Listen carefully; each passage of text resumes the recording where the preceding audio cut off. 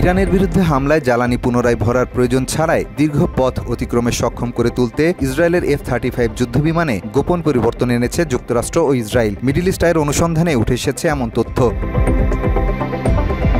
এই পরিবর্তন আনার বিষয়টি গোপনীয় হলেও নাম প্রকাশ না করার শর্তে দুই মার্কিন কর্মকর্তা মিডল ইস্ট আইকে বলেছেন, গত শুক্রবার ইরানে হামলায় অংশ নেয়া ইসরায়েলের যুদ্ধবিমান আকাশপথে জ্বালানি নেয়নি কিংবা পুনরায় জ্বালানি ভর্তি করতে আশপাশের কোনো দেশেও অবতরণ করেনি। মার্কিন কর্মকর্তারা মিডল ইস্ট আইকে জানান, এ বিষয়ে অভিযানের জন্য ইসরায়েলের F-35 যুদ্ধবিমানের কাঠামো এমনভাবে বদলানো হয়েছে যাতে বাড়তি জ্বালানি বহন করা যায়। এটি আবার বিমানটির স্টেলথ ক্ষমতা বা রাডারে ধরা না পড়ার ক্ষমতায় কোনো প্রভাব ফেলেনি। বিশ্বের একমাত্র দীর্ঘ পথের স্টেলথ যুদ্ধবিমান হল F-35। এর গঠন বিন্যাস এমনভাবে তৈরি যাতে রাডার বা ইনফ্রারেড সেন্সরে সহজে এটিকে শনাক্ত করতে না পারে। যুক্তরাষ্ট্রের কর্মকর্তারা বলছেন, শুক্রবারের হামলার ব্যাপকতা ও আকস্মিকতার মাত্রা বিবেচনায় এই পরিবর্তন যুদ্ধবিমানটির সক্ষমতায় এক নতুন মাত্রা যোগ করেছে। এটিকে একেবারে গেম চেঞ্জার বা পরিস্থিতি বদলকারী বলছেন মার্কিন প্রতিরক্ষা কর্মকর্তারা। কারণ মধ্যপ্রাচ্যের যেসব দেশ এই যুদ্ধবিমান কেনার চিন্তা করছে তারা এই অভিযানের পর F-35 এর দক্ষতা গভীরভাবে পর্যবেক্ষণ করবে।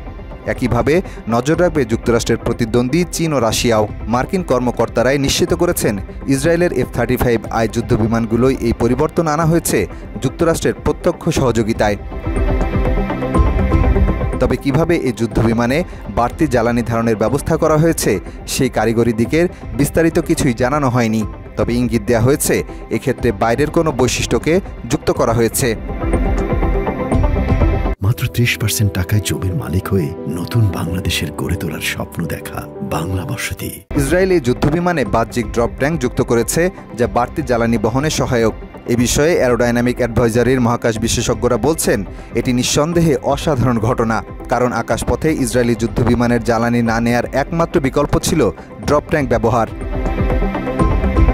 এক্ষেত্রে প্রধান চ্যালেঞ্জ ছিল এমন একটি ব্যবস্থার উদ্ভাবন যা ড্রপ ট্যাঙ্কের সাথে এই বিমানের ইন্টারফেস স্টেলথের ক্ষমতাকে নষ্ট না করে। এক্ষেত্রে শুধু ফিটিংসের নকশা করলেই হয় না, বরং যুদ্ধবিমানের বাইরের কাঠামোয় কোনো না কোনো পরিবর্তন আনা হয়েছে বলে মনে করছেন বিশেষজ্ঞরা। যুক্তরাষ্ট্রের কর্মকর্তা ও বিশেষজ্ঞরা আরও বলছেন, বাড়তি জ্বালানি বহনের জন্য ড্রপ ট্যাঙ্ক যুক্ত করা যতটা সহজ শোনায়, বাস্তবে তা অত্যন্ত জটিল ও সংবেদনশীল একটি কাজ। কারণ F-35 এর কাঠামোতে ব্যবহার করা হয়েছে রাডার ফাঁকি দেওয়ার উপাদান। পুরো যুদ্ধবিমানের নকশা তৈরি করা হয়েছে এমনভাবে যেন এটি শত্রুর নজর এড়িয়ে চলতে পারে। ফলে যে কোনো ধরনের পরিবর্তনে সেই সুবিধা বিঘ্নিত হওয়ার ঝুঁকি ছিল। দি এভিয়েশনিস্ট সাময়িকী 2021 সালে সতর্ক করে বলেছিল, ড্রপ ট্যাঙ্ক ফেলে দেওয়ার পর যুদ্ধবিমানের কাঠামোর যে অংশ উন্মুক্ত হয় সেখানে রাডারের নজর পড়তে পারে। কারণ জ্বালানি ভরার সংযোগস্থল বা জ্বালানি পাইপলাইন তখন রাডার ফাঁকি দেওয়ার জন্য ব্যবহৃত আবরণে ঢাকা থাকে না। F-35 এর যুদ্ধপাল্লা প্রায় 700 মাইল, আর ইসরায়েল ও ইরানের মধ্যে স্বল্পতম দূরত্ব প্রায় 620 মাইল।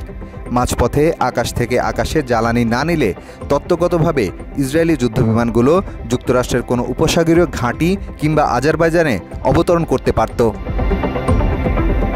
তবে মিডল ইস্ট আইকে মার্কিন কর্মকর্তারা জানান, এই অঞ্চলের কোনো মার্কিন ঘাঁটিতেই ইসরায়েলি যুদ্ধবিমান নামেনি। এদিকে আজারবাইজানও জানিয়েছে তারা তাদের আকাশসীমা বা ভূখণ্ড ইরান বা অন্য কোনো দেশে হামলা চালানোর জন্য ব্যবহারের অনুমতি দেবে না। ইরানের পররাষ্ট্রমন্ত্রী আব্বাস আরাকচির সাথে এক ফোনালাপে একথা জানিয়েছেন আজারবাইজানের পররাষ্ট্রমন্ত্রী জেইহুন বাইরামোভ। মাহফুজুর রহমান, বাংলা এডিশন।